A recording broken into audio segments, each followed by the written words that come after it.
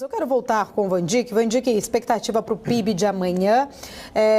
Temos aí, né, dados importantes ainda esta semana, claro, várias questões também, expectativa para os dados econômicos lá nos Estados Unidos, como o payroll, ADP, enfim, várias coisas importantes que trazem e que podem mexer muito com as expectativas, principalmente para os mercados. Mas quando a gente olha para o interno, vamos dizer assim, para o nosso dever de casa, ainda assim parece que tem muita coisa incerta. Quando a gente olha principalmente em relação para o fiscal.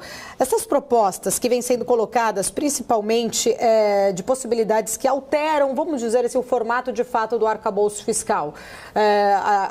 Aquela questão de ter aquela possibilidade, principalmente, né, de você, as emendas que foram colocadas ali, até mesmo de bloqueio de recurso, diminuição de contingenciamento, enfim, como de fato isso tem acendido um sinal amarelo para o mercado? O mercado está de fato olhando para isso ou o otimismo maior ali, olhando para fora, está roubando a cena?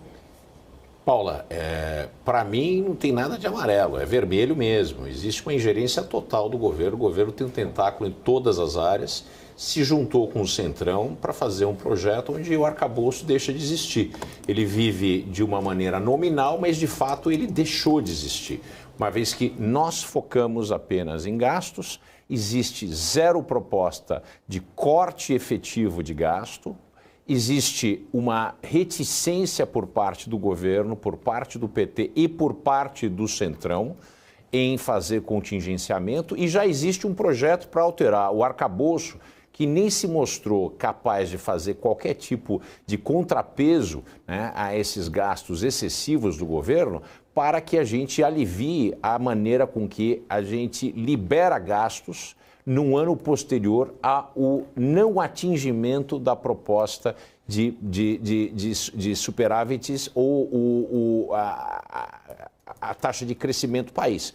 Existe a proposta original do arcabouço é que no caso do não atingimento das metas de crescimento e as metas de superávit ou de déficit primário, você poderia apenas repassar 0,5 do crescimento para 0,5 mais a inflação para os gastos do próximo ano.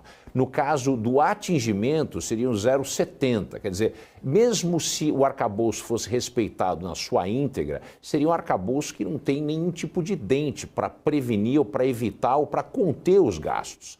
Agora, a tentativa, como ficou claro que nós teremos um estouro, vamos ter um déficit primário na ordem de 2%, a minha conta passa de 2% esse ano, o que é uma questão muito ruim para o Brasil, os deputados, senadores, junto com o governo e com o Ministério da Economia, com o Ministério da Fazenda agora, já planejam um projeto paralelo para reduzir ainda mais essa quantidade, esse percentual de repasse para ganho real de crescimento de gastos no ano seguinte, ao não atingimento das metas fiscais. Quer dizer, nós estamos navegando sem mapa, sem bússola e principalmente sem velas.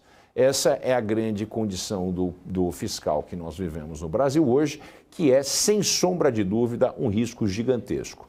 A Bolsa está animada, os valores, se a gente pensar em valuation, em relação de price earnings, o PI, o Brasil está barato, mas o fato do Brasil estar barato não significa que ele deve ser comprado, porque as perspectivas para o Brasil não são boas, tanto de crescimento como da estrutura fiscal do país, que vai exigir que o país role mais dívida, que contraia mais dívida e aumente a dinâmica da dívida do ponto de vista de custo desse capital, porque a taxa de juros não pode cair no quantitativo e na rapidez que o mercado gostaria.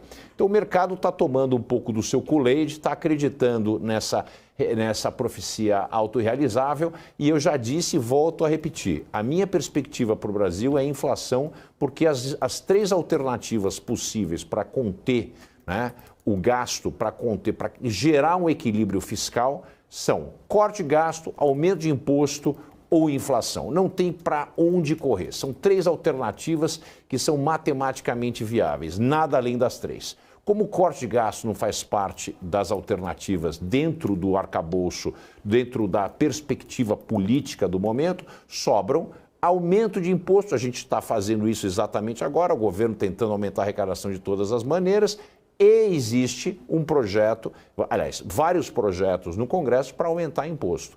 Imposto de fundos offshore, os fundos privados e uma série de outras propostas que estão sendo discutidas. Eu digo, não descarto uma CPMF, acredito que porque vai haver um rombo esse ano, vai haver um rombo grande ano que vem e vai haver um outro rombo em 2025, a gente vai precisar conseguir arcar com essa diferença, senão a nossa dinâmica da dívida vai piorar muito. Esse ano a gente vai bater nos 700 bilhões de reais de pagamento de serviço da dívida por causa da voracidade do governo. O que acaba acontecendo?